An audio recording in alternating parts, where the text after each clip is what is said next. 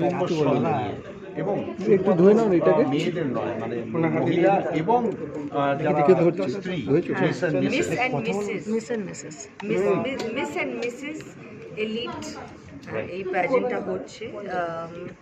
তো এটা আমাকে বলেছে two B the grand jury. তো আমি খুবই এক্সাইটেড দেখতে যে মানে এত মানে কন্টেস্টেন্টস আসবে ফ্রম অল ওভার। তো আমি খুবই এক্সাইটেড দেখব ওরা কিভাবে মানে ওদের গ্রুমিং হচ্ছে, ওদের মানে কি কি শেখানো হচ্ছে, ওরা কি ওরা কত এক্সাইটেড। অ্যান্ড প্রাইমারি তুমি তো নিজে পার্সোনালি খুব সফট একজন মানুষ, সেখানে জাজ হিসেবে তুমি will be tough or soft?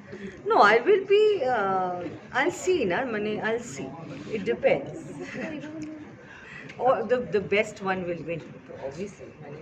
Raima মিসেসটা খালি এখানে হচ্ছে না, মিসেস কিন্তু মিসেস ইন্ডিয়াও রয়েছে, হ্যাঁ। মানে এরকম একটা পেজেন্ট শো। হ্যাঁ, মিসেস তো আছে। তো আমি খুশি, আমি ওদের জিজ্ঞেস করলাম যে শুধু মিস আর মিসেস কেন। তো ওরা বললো যে অনেকের অনেক তাড়াতাড়ি বিয়ে হয়ে যায়, তো ওদেরও ড্রিমস আছে, ওদেরও অ্যাসপিরেশনস আছে। না, কিন্তু এখানে কোনো এজ আর বার এখানে নেই। কোনো এজ বার নেই। আর এটা নাকি শুধু সুন্দরীরা এই কন্টেস্টটা জয়েন করতে পারবে। ইটস অল অ্যাবাউট মানে নিজের একটা গ্রুমিং, নিজে কি করে কথা বলবে, নিজেকে রেডি করতে to face the outside world.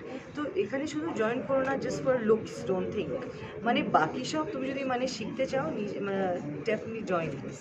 আর দু নম্বর যারা পার্টিসিপেন্টস তাদের জন্য তোমার কি অ্যাডভাইস দেয়, কি মেসেজ?